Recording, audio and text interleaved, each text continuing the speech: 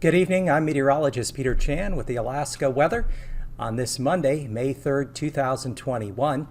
As always, if you would like to check out online weather, you can go to weather.gov/Alaska or call the telephone information line at 1-800-472-0391.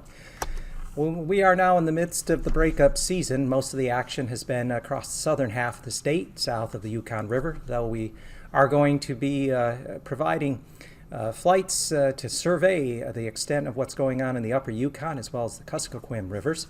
Item of note, we do have a aerial flood warning for the Susitna River at Gold Creek. That's just to the north of Talkeetna until at least 10 a.m. Tuesday morning. There was an ice jam there that is causing some flooding concerns, and there was earlier an ice jam on the Chino River in the vicinity of Fairbanks around University Bridge, but that has since broken up.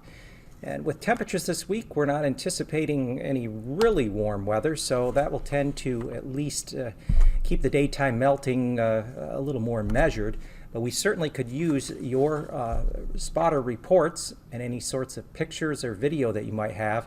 If you do see, especially if you're flying, you see any sort of flooding or something unusual, we'd appreciate if you actually called our RFC River Forecast Center forecasters directly at 1-800-847-1739. But otherwise, submit some interesting photos. You can do that at nws.ar.aprfc@noaa.gov. And again, there are no, at least weather-related hazards or warnings at current time. The only one I just spoke of is deals with the flood warning on the Susitna River at Gold Creek there, just to the north of Talkeetna. And so otherwise, fairly quiet conditions. And as we head through the next couple of days, we're going to continue to see low pressure just kind of lag across the southern half of the state in through coastal areas and extending back out through the Aleutian chain.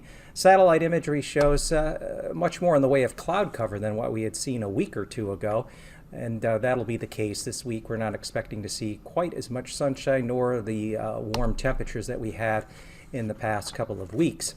We do have a few weather systems to watch. The most substantial low is located now near Kodiak Island. And there's another little low that has rotated around on the backside, moving through Unalaska, Dutch Harbor area there, did produce some snow showers that far south and west for the beginning of May. And up to the north along the Arctic coastline, high pressure is located out over the Arctic Ocean and Chukchi Sea, and it is helping to produce some areas of fog along the Arctic coast into the northwest coast. And then further west, the western half of the Aleutians, there is a frontal system that is bringing some precipitation with it, mainly in the form of some rain or initially a mix until that slightly warmer air pushes on through. But here is the weather map this late afternoon, early evening. You'll see low pressure lagging across much of northwest Canada into south central areas with a primary low there over Kodiak Island, and that other one that's pivoting through heading southeastward across the tip of the southwest peninsula and the frontal system in the west. For tonight, we'll continue to see troughs of low pressure just lagging there across the southeast portion of the state, especially along coastal areas of the southeast coast down into the south central coastlines, and then back out to the west we have precipitation mainly in the form of some rain or mixed rain and snow showers moving there through the Aleutians. Now again on Tuesday we'll continue to see that low pressure lagging across the southern half of the state south of the Yukon River, with scattered light snow showers in the mountains and scattered light rain showers in the valleys from the Yukon Valley all the way down along the south central coast into the southeast panhandle. And as we go into Wednesday, look for some of that moisture to linger there along and south of the Yukon River, with mainly some scattered light rain showers in the lower elevations, with still some light snow showers possible in the higher elevations of the Alaska Range and along some of the coastal mountains. Meanwhile, in through the west, we see Broad area of generally light precipitation as low pressure is going to have a tendency to weaken. Meanwhile, another low is spinning up and lifting northward up toward the Gulf of Alaska from the North Pacific, and we'll begin to push some rain showers into the southeast panhandle as we head through the midweek. Temperature-wise, lows tonight will generally be in the lower 40s across the southeast. The interior will see readings around or just a tad above freezing, with coastal areas from the Kenai down through Kodiak Island generally in the mid-30s to near 40 degrees. Tomorrow, we'll see temperatures upper 40s to near 50 throughout the southeast. Also, that'll be the case across much of the southeast interior, including Talkeetna, Glen Ellen, and Anchorage. And then as we go into Wednesday morning, lows will generally stay above freezing or near that in the interior. And we are anticipating temperatures Wednesday afternoon to be a little bit warmer, back up into the 50s across much of the southeast inner waterways, and also across most of the south central areas where Talkeetna and Glen Ellen should get up to about 55. Along the Arctic coast, of course, colder temperatures there, lows generally down around 10 above in some areas of the northwest, including Wainwright and Port Lay. And then as we go through the day tomorrow, temperatures along and south of the Yukon River will get back up around or above 50 degrees. And temperatures remaining in the 20s along the Arctic coast. Again, down around 5 to 10 above along the Arctic coast for Wednesday morning. Lows a little below freezing there to slow the melting throughout the Yukon Valley. And then as we go into the day Wednesday, look for temperatures to stay in the 20s across the Arctic coast and North Slope, whereas temperatures will get back up into the lower to mid-50s, especially from the Yukon Valley southward. And finally, taking a look at southwestern Alaska and extending out into the Aleutian chain, lows tonight will generally be above freezing, mid-30s. However, as you get in toward the interior, you will see some lows that are going to get down to around or a bit below freezing there in the west, and especially there toward Bethel and as we get on up toward Aniak. But then as we go through the day, Tuesday afternoon, we are looking for temperatures to warm back up into the mid-50s along various rivers, including the Kuskokwim and Yukon. And areas along the coast will generally be confined to the 40s, lower to mid-40s. And heading into Wednesday morning, lows, again, will generally be above freezing in most areas, with highs, or rather with minimum temperatures mid and upper 30s from the southwest peninsula out through the Aleutians, with the more stable temperatures due to the water. Inland areas will be around or a little below freezing as we get up toward the Yukon Valley and especially across portions of the west. And then looking to Wednesday afternoon, temperatures will generally be up around 50 around the Kenai Peninsula, and the interior areas back up McGrath, and again as we get on over toward Bethel, temperatures in the lower 50s, and then extending southwestward along the Alaska Peninsula into the Aleutians, highs will generally be in the low to mid 40s. So that does your statewide weather. And now, aviation weather around Alaska. Welcome back to the show, and now it's time for our aviation weather segment. The flying weather for Tuesday morning will feature IFR conditions along the north slope, as there is an area of high pressure out over the Chukchi Sea, and the onshore upslope flow there will keep IFR conditions there in the morning. Also some areas of IFR along the west coast into the southwest out over the Bering and back toward the western Aleutians. We also see area of IFR conditions across much of the inner waterways of the southeast panhandle. And as we go into Tuesday afternoon, look for conditions in most areas to improve at least to MVFR during the afternoon across the interior in the southeast, though Chilkoot and White Passes will stay IFR. And off to the west, a frontal system working its way up through the Aleutians will keep IFR conditions going there on Wednesday. As we head through the overnight early morning, IFR conditions redevelop along the north slope with that weak area of high pressure sitting just off the coast and along western areas, and then extending back across most of the Aleutians. Elsewhere, MVFR conditions will rule, and then as we go through Wednesday afternoon, some improvement to VFR, especially southwest and south central areas, including the southeast panhandle, whereas the central bearing, and much of the Aleutians remain IFR. So, past conditions on Tuesday, AKwx will start out IFR, but come upward to MVFR conditions for the afternoon, and that'll also be the case at Adigan, going from IFR to MVFR. Further south and west, Lake Clark and Merrill will generally hold around marginal visual flight rules for the day on Tuesday. And as we round off toward the north, Rainy Pass, MVFR expected, as Windy Pass will also remain MVFR during the day on Tuesday. And a little further east toward Isabel, MVFR conditions are expected to hold, as also at Mentasta. And then southwestward toward Tanita, we are looking for MVFR conditions, as well as at Portage. And then finally there in the southeast Panhandle, Chilkoot and White Passage should be hold with IFR conditions throughout the day on Tuesday. Quick check of freezing levels. We see that freezing levels are around or a bit over 2,000 feet across much of the southwest and up to about the Yukon Valley southward. As we go off toward the Aleutians, they do creep upwards to around and above 6,000 feet over the western half of the Aleutian chain. And at least the environment, the atmosphere is a bit cooler than what we have seen in the past week. Icing is expected below 5,000 feet up there along the north slope, and then generally between 6,000 and 14,000 feet across the southeast peninsula, and between 5,000 and 15,000 feet there in the southwest, including Kodiak Island. There's actually going to be a potentially around 5,000 feet, a little drier level in between, and then around and above 12,000 feet to kind of distinguish that there for southwest areas. And then way out in the Aleutians again, 6,000 to 14,000 feet, some potential for some icing right around 6,000 feet, and then a bit higher up at the mid-levels above 12,000 feet. So here is the upper level jet stream maps, weak low pressure circulation there south of Kodiak Island.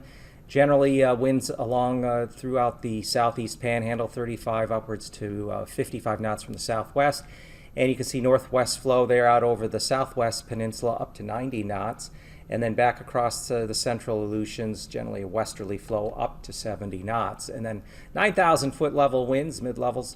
We see that low pressure circulation south of Kodiak Island. On the backside of it, north winds to 45 knots. And then you have to go out toward the Aleutians, anywhere from 35 to near 50 knot winds, mainly from the west and southwest.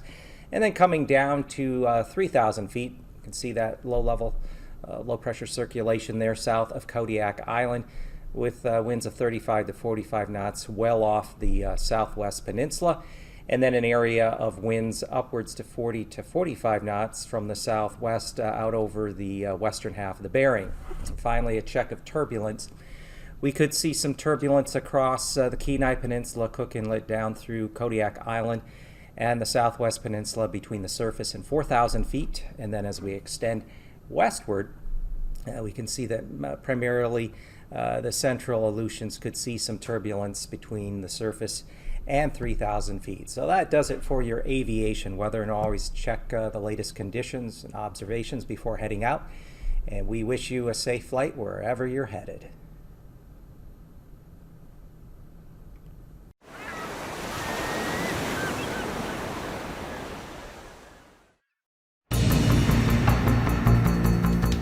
Can be many miles long, from 1 to 100 feet high, traveling at 400 miles per hour.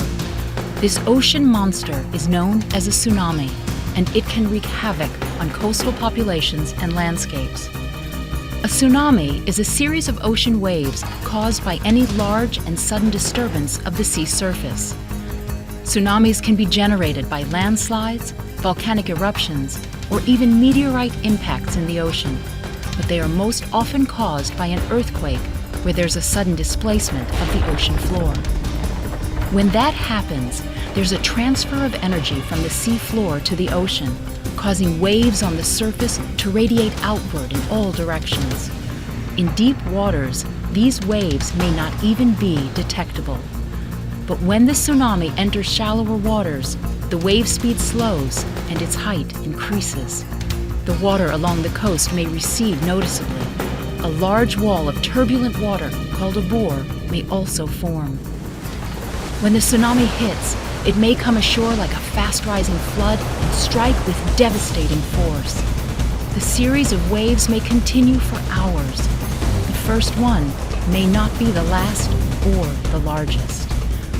For your safety, know the potential warning signs of an incoming tsunami. A strong earthquake that causes difficulty standing.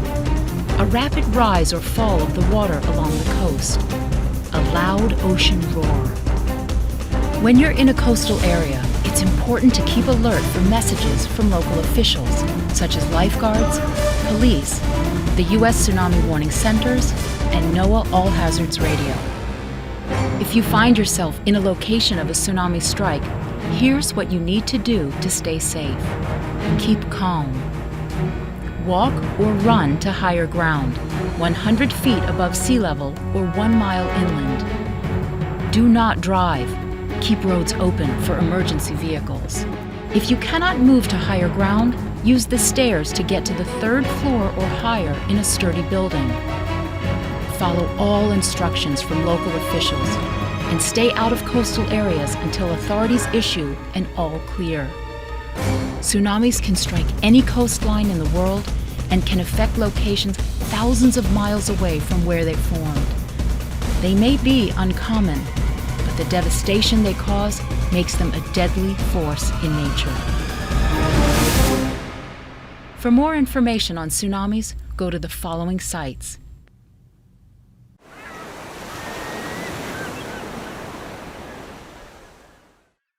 Tsunami, a killer wave, speeding across the ocean at 400 miles an hour.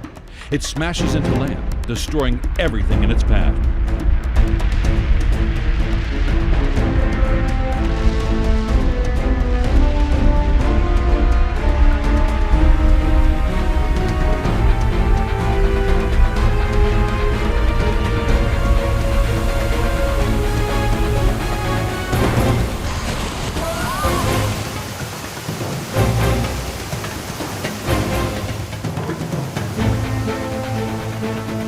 Tsunamis do not have a season, but they can strike any coast at any time.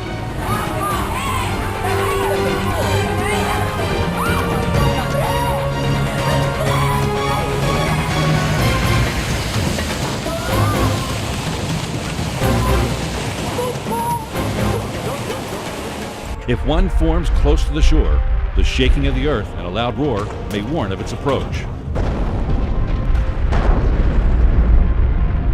But when a tsunami forms across the ocean, it can take hours to reach the shore, enough time to warn people to move to higher land. Over the past 20 years, NOAA has developed DART, a real-time monitoring system that provides data for forecasting tsunamis. The DART systems have been deployed in earthquake-prone areas throughout the ocean, including the Pacific and Indian basins. A DART system combines a surface buoy and a sensor on the ocean floor. This sensor detects changes in water pressure and seismic activity and transmits the data back to the surface. If these changes indicate a tsunami may form, the buoy signals an alert via satellite to the tsunami warning centers in Alaska and Hawaii. Back at the centers, scientists plug the data into pre-existing models. These models predict the height, the arrival time, and the coastal locations that the tsunami will hit. Watches and warnings are issued to the affected communities so preparations can begin. Today, 47 DART stations are positioned all around the world, ready to detect and warn coastal communities about the next potential tsunami. With the DART system and tsunami warning centers in place, we are now better prepared to predict the killer wave before it strikes.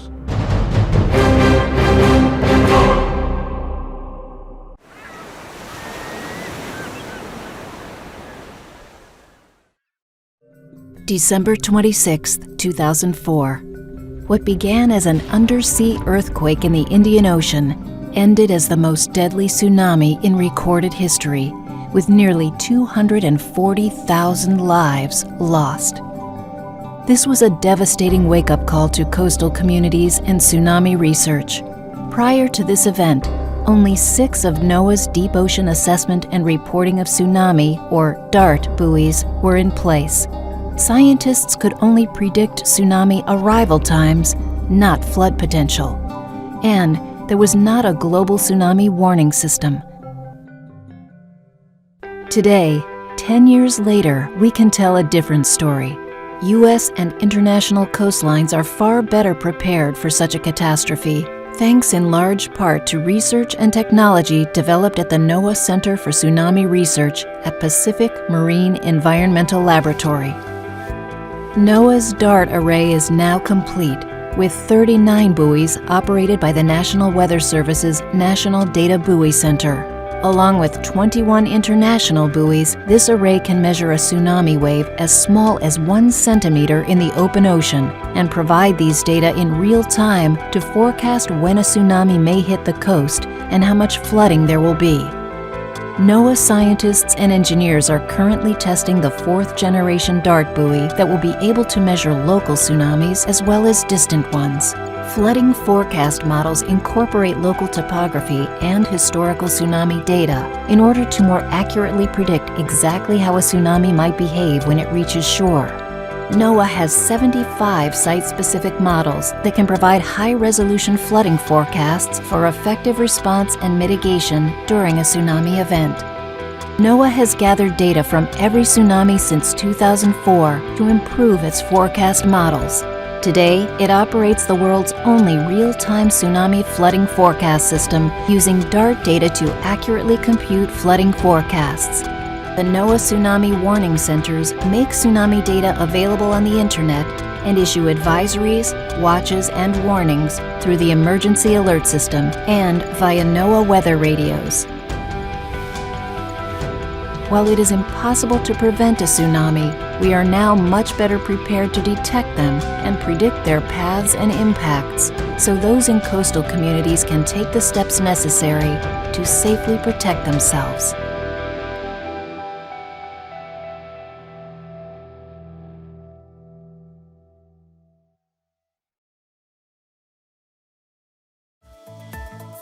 And now, marine weather around Alaska. Looking at today's sea ice analysis, this is yesterday's sea ice analysis, and comparing it to the one today, if you notice the area around Nunivak Island out to St. Matthew Island, it's, let's see, there we go. There we are. You can see how it's, the difference is, well, fairly noticeable, which isn't too bad for a one-day shot from one to the next over 24 hours. But definitely it's retreating and fading away, especially in that zone there from Nunivak Island, thinning out all the way across at least to St. Matthew Island. And moving on to coastal water forecasts. Southwest winds 10 to 15 knots, seas just under 10 feet in the south coast. Westerlies at 15 to 20 knots for the north coast of the Panhandle there. Lynn Canal looking not bad. South winds 20 knots, 4-foot seas. Southeast 15 for Stevens Passage with 3-foot seas. And southeast at 10 with 2-foot seas there for Clarence Strait. And for Wednesday, looking at northwest winds for Clarence Strait at about 10 knots with 2-foot seas, while the area from, on the south coast, winds will be the strongest with easterlies coming up to 30 knots there along the coast of Prince of Wales Island, seas building to 10 feet, 20 knots, 15 to 20 knots out of the east on the central coast, light winds on the north coast, only east at 10. And for Prince William Sound on Tuesday, southerlies 15 knots, 3-foot seas. Eastern North Gulf Coast, small craft advisories. The winds will be southwest at 25, southwest 20 for the western North Gulf Coast. And those turn south at 20 with 10-foot seas for the Barren Islands. Kamishak Bay, southeast 20 knots. And southern Cook Inlet, northeast at 15, but southwest 20 knots for northern Cook Inlet. And southwest breeze 10 knots, 2 to 3-foot seas. For Cook Inlet, Kamishak Bay, the Barren Islands, except seas will be 5 feet there. And variable winds, 10 knots, seas around 5 feet for the North Gulf Coast, and variable to northwest at 10 for Prince William Sound. Kodiak Island, small craft advisory, strongest winds along the east side of the island there. South 30 knots, and then north 30 knots that connect to Castle Cape to Cape Sarajevo, northwest 30. Small craft advisories also the Bering Sea side of the peninsula, northwest 25, Bristol Bay, north of 20. And for Wednesday, Bristol Bay southeasterlies at 15 knots, and small craft advisories there for the Bering Sea side of the peninsula, southeast at 25. Pacific side, west at 20, and Castle Cape to Sitkinak, up the east side of Kodiak Island, northeast winds 20 knots, Shelikof Strait northeast at 15. On Alaska Island, northwesterlies 15 to 20 knots, Unmak Island, small craft advisories coming in for 25 knots southerly winds, AKwx, 30 to 35 knot winds there out of the south-southeast and seas around 10 feet. Gale warnings for Amchitka Island, south 35 knots. Kiska to Shimia, 25 knot winds out of the southwest with 13-foot seas. Pretty light winds for the western Aleutians areas west of Adak to Shimia, east 15 for Wednesday. Adakanatka, 15 to 20 knots out of the east. And pretty uniform wind for the and direction and speed for the Fox Islands, southeast 30 knots, seas 6 to 10 feet. Southwest coast for the Yukon Delta coast, north 15, Kuskokwim Delta coastline, northwest at 20. Light winds for the Pribilofs out of the southeast, only 10 knots, seas down to 4 feet. North 15, St. Matthew Island, and north 25 with 3-foot seas for St. Lawrence Island. And for Wednesday, northeast at 15, St. Lawrence Island, and southwest coast, southeast 15 to 20 knots, 3 to 5-foot seas.